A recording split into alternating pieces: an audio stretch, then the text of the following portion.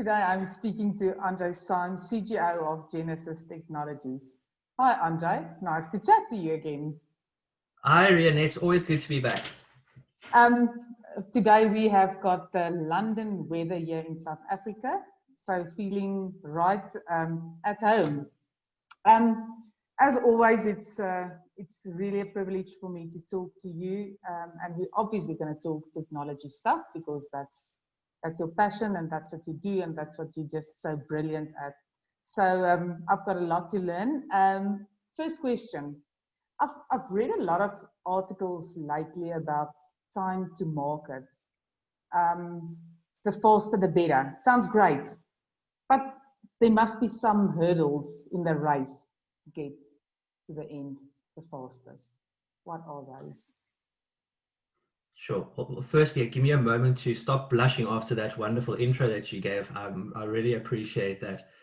But yes, you absolutely hit the nail on the head. That I've just recently been doing quite a bit of thinking and opinion pieces around this race to be the fastest possible.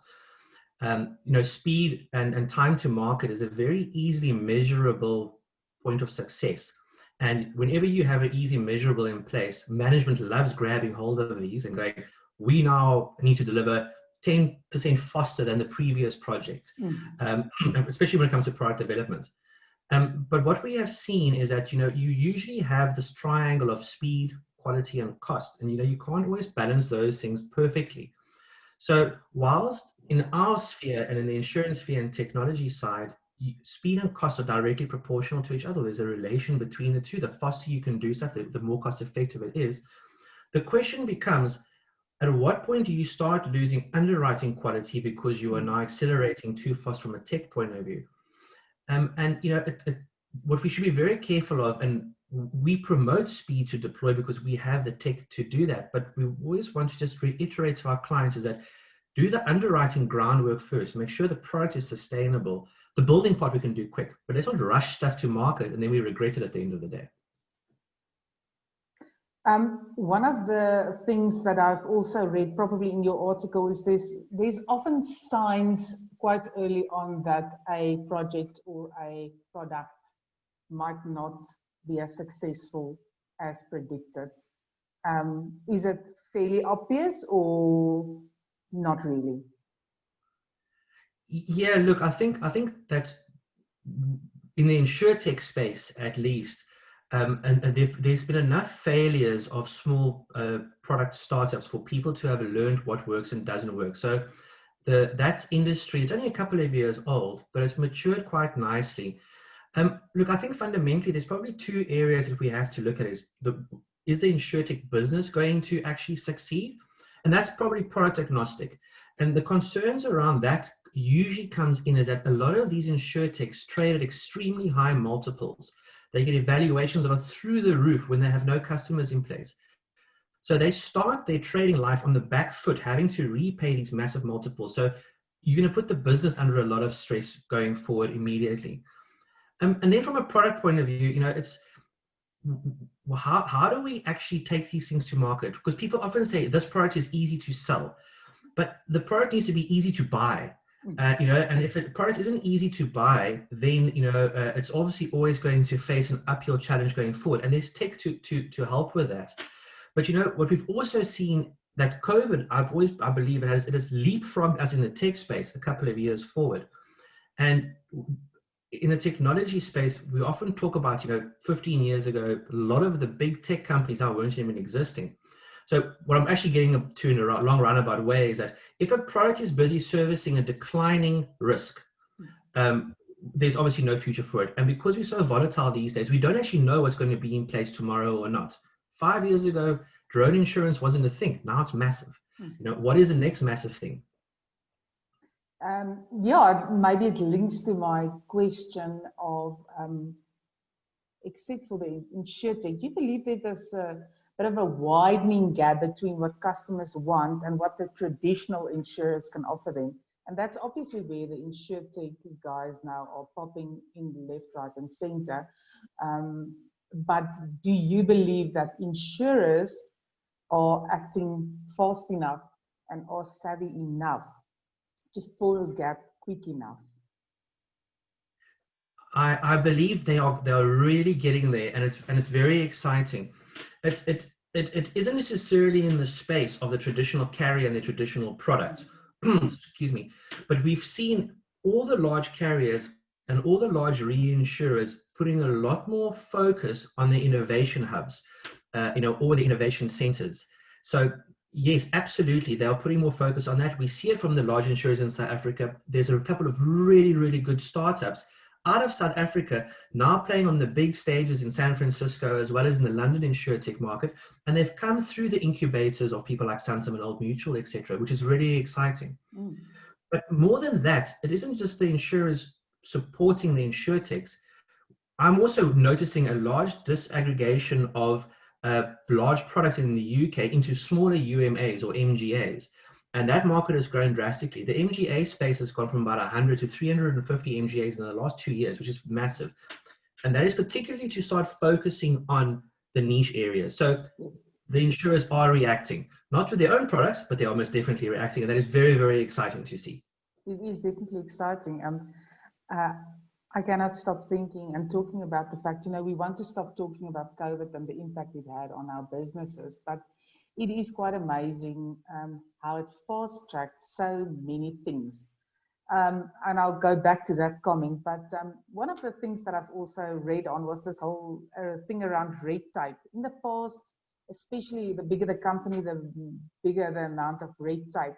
Has technology and what's happening now forced us or helped us to reduce red tape? Do you experience still a lot of red tape in the big companies or not so much anymore? Yeah, that's a quite a complicated question because it gets to different areas. I think if we whittle it down to human nature, so in technology there's this term called Moore's law, which effectively states that every 2 years the computer speeds double. And as technology is increasing in speed and becoming more accessible to the average person, now all of us using Zoom, Netflix, we all got 4G, we're all becoming tech savvy, which means that we as people are starting to adopt technology solutions in the insurance space a lot easier because we become more accustomed to it. The fact that we have started shifting our focus, that also means that people are starting to shift their focus away from red tape and more to tech speed. Having said that, I think technology has now gotten to a point where people can develop and launch products faster than underwriting and regulation can keep up with. So yes, there is red tape, but it's no longer on the tech side. It is now about how do we actually get the right ratings for these new products and these new risks that have come out. A good example is, currently there's a big problem with regulating e-scooters in London. They aren't bicycles and they aren't pedestrian, so they aren't actually allowed on the roads or the pavements, but they're there. How do you insure against that? I also met an Insurtech a couple of years back when, these ride sharing tools, car sharing tools, so, you can go on an app and go, I want to borrow a car and find one. They'd existed for 18 months and not a single carrier was able to give them underwriting because no one knew how to underwrite this whole new risk that came out. So that is the area. But when it comes to fast tracking the tech, that red tape seems to have lifted quite nicely. Okay, that's good to hear. I'm coming back to brokers because brokers is my audience and also a big part of your business. What can you tell brokers? How can they embrace this whole, there's so many opportunities in the Insurtech space. There's so many products that's becoming available. How can they embrace it and see it as a tool that will help them and not as a threat? Because I still do believe that a lot of them think technology is going to replace them, take over. Yeah, absolutely. And look, it will be naive to say that optimization and automation of technology is not going to impact people that currently do manual administration on that. Having said that, very few independent brokers are going to go out of business due to automation because they run their own businesses. The majority of the automation and the redeployment of resources and teams is going to be in the large multinational brokers. That's where we're really going to see the right sizing of companies and people being shifted and possible redundancies through automation. When it comes to the regional brokers, they've got the most opportunity because things like strong, powerful software is now becoming available to them as software as a service. and we have no-code tools which allows them to do that. The question is more about where are they in their life stage? Because quite simply put, if I'm a broker that is 5 years away from retirement, I've been doing something the way that I have for the last 30 years, I'm happy with my book of business, then there's no reason on earth I would tell that person to adopt technology for the sake of technology. But if you're a young broker coming into the space and you've got a book and you want to grow this book for the next 15 to 20 years, then we can start talking tech to those people. So even though we sell technology, don't just use it for the sake of it. If you've got a good business and you're running it off of a spreadsheet and you're making your money, there's no need to change that. Very, very true point. Talking about redundancy, why do some companies, and I don't know if it's a lot or not, why do some companies still use legacy systems, especially with the rise of cloud computing and the availability of thousands of useful applications? Why is legacy systems still there? Yeah, look, that's a question that we ask a lot of people too, because we obviously look to try and replace that legacy.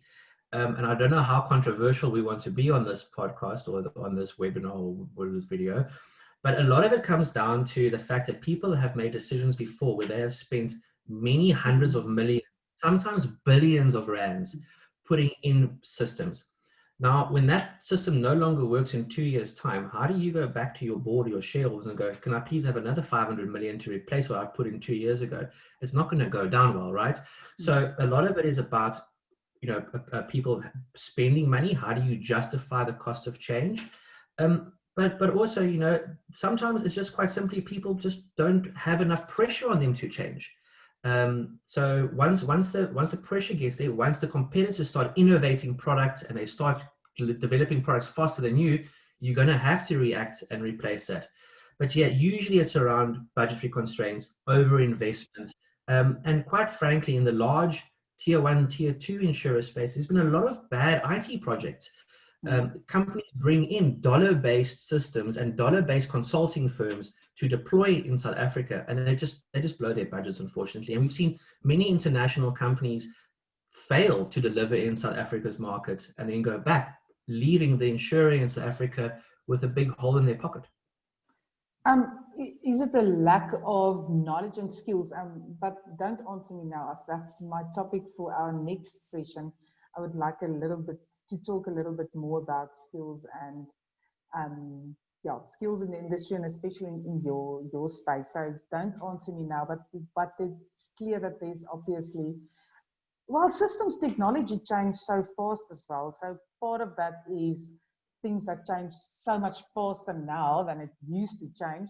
But part of it is probably, not proper research, not proper knowledge on what would really work in our market and what not. So come towards the end of our chat, but I always end up with a Genesis question.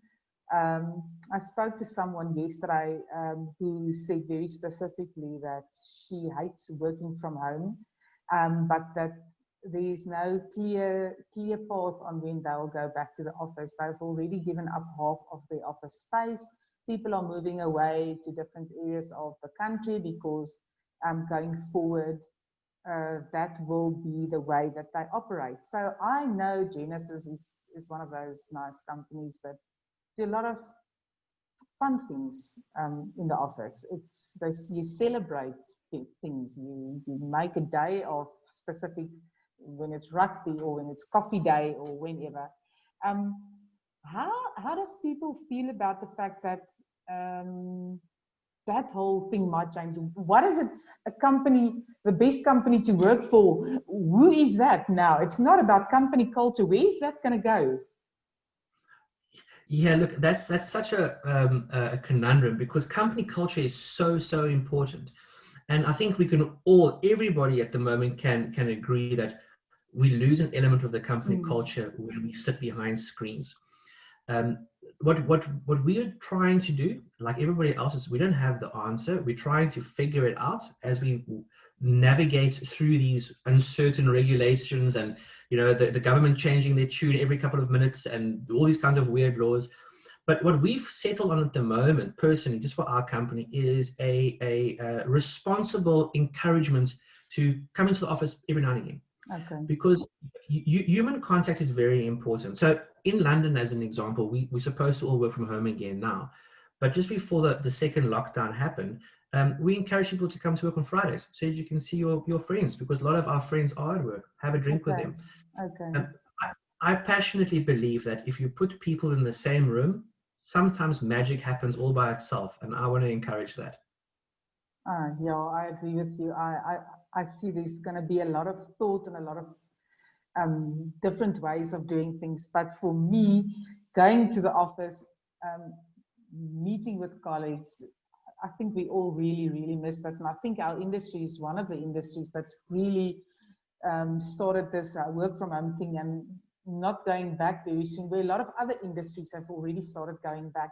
And I myself, being a fairly social being, miss it. And I'm super excited to say that I've got to industry breakfasts for next week, because people are keen to just get that human interaction and human touch again. So yeah, it's going to be interesting. So you figure things out, and yeah, company culture I think is critical. It's, you know, I work at Genasys because we have fun. We work hard, but we play hard. Where's the play hard part now?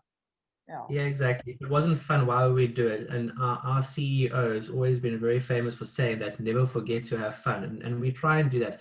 But in the current times, we need to have fun, but we need to do it responsibly as well. Yeah. Especially in London, you guys have been, yeah, at it again with COVID. Thank you, Andre, Yeah. for always giving me a lot of insight. I learn a lot from you, and I really enjoyed chatting to you. And we'll do that soon again. Stay safe. Likewise. Thanks very much, Renee. Stay safe. You too. Bye.